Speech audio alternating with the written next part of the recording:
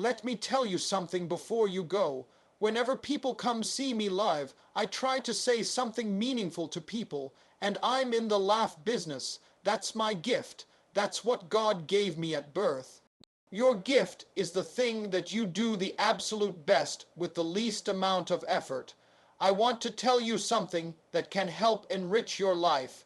It's a sure sign from God that He ain't through with you because He wakes you up in the morning. When He's done, you won't wake up no more. But as long as you're waking up, that means He has something for you that He hasn't been able to give to you for whatever the reason. I'm going to help you get to that reason a little bit quicker. I want to tell you something that I learned that changed my life. I was reading a book one time that had a quote in there from Albert Einstein, and Albert Einstein said, "Imagination is everything. It's the preview to life's coming attractions." If you think about that, that's a really, really true statement, because everything you see in this world came from somebody's imagination. Everything. Somebody was talking on the phone one day on that wall phone connected to the cord and tried to walk, and it didn't go no further. And he wanted to just go outside and get something out of the car. He said, somebody said, "You know what? I wish I could take this phone outside." Everybody in here got a cell phone. It was in somebody's imagination.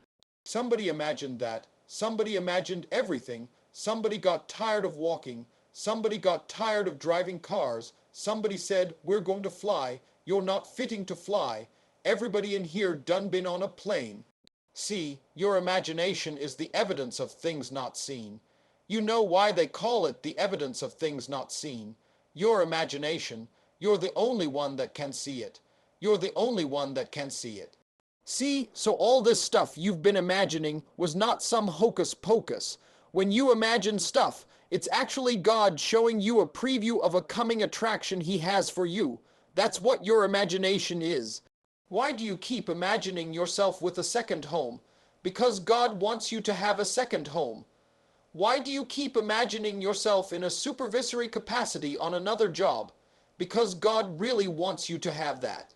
Why you keep dreaming of opening a business one day? That's because that's what God really got for you, and He put it in your imagination. The problem with your imagination, though, is you tell it to the wrong people. If you want to kill a big dream, tell it to a small-minded person. You can't. Oh man, think about this in your life. How many times have you had this really incredible idea, and you took it to your family and your friends? You shared it with them and they shot it down. You know why they shot it down? Because they couldn't see it. Because God didn't put it in their imagination.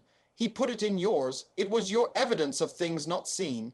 See, all this stuff you've been imagining, you ought to start working on it. Because that's what God really got for you. Your real life is in your imagination. I'm here to tell you that. You think I'm here by accident. I'm here because He put this in my imagination when I was 10. When I was 10, He showed me I was going to be on TV. That's all I ever wanted. The assignment when I was in the 6th grade was everybody write their name on a piece of paper and write what you want to be. You know what I wrote on my paper. I want to be on TV. Now, the problem I had, though, was I used to suffer with a serious stuttering problem. I couldn't talk outside my house. I stuttered for years. I flunked out of school. I'm on my 3rd marriage. I lost everything I ever owned twice. I've been homeless and lived in a car for 3 years. But at 10, though, I wrote on a piece of paper, "I want to be on TV." So the teacher went around the room and read everybody's paper. She had you stand up when she called your name, and the only assignment was your name and what you want to be. Doctor, lawyer, dentist, basketball player, football player. I wrote, "I want to be on TV." She saved me for last. She said, "Little Stevie, come to the front." And I'm thinking I'm going to the front because I got the best answer, because ain't nobody had put that on their paper. She called me to the front. I'm thinking I'm fitting to give me a gold star, but I was wrong about that. She called me to the front to humiliate me. First of all, you know I can't talk. I suffer with stuttering stammer so bad, man. I couldn't talk at all, and that lady lit in on me. Why did you write this on your paper and I'm standing there, I can't talk? Who in this school ever been on TV? Who in your family ever been on TV? Who in this neighborhood ever been on TV? I'm crushing, man. I'm standing there dying. She said, look at you standing there. You can't even talk. How they gonna put somebody like you on TV? So every Christmas, I send her a flat screen TV. Because I don't want her to miss me. I do not want her to miss Not Now episode of me.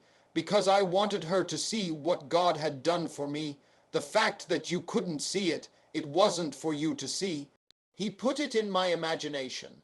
But after 3 years of homelessness, losing everything I ever owned twice, suffering through flunking out of school, go home and cut your TV on. That little boy with the stuttering problem, he all over that TV. You can't cut your TV on. You can't cut your TV on Not Now day of the week. And you don't see that little boy. That little boy with the stuttering problem is all over that TV. Because God put it in my imagination.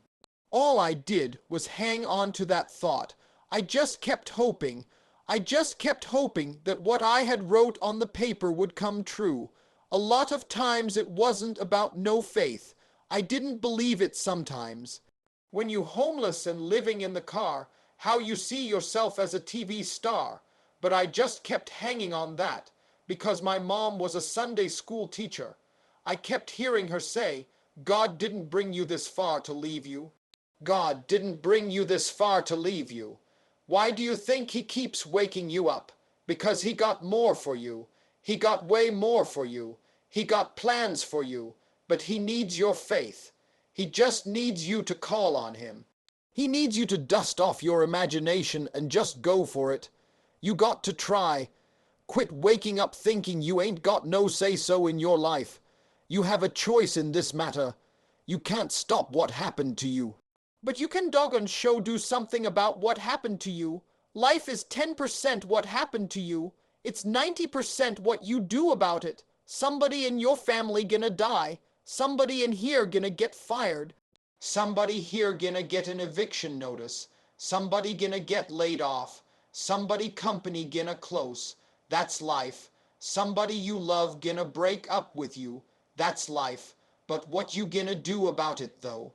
Since it's gonna happen anyway, trust me, go home and ask God to open up your imagination, and then pursue it with everything in you and watch what he do for you.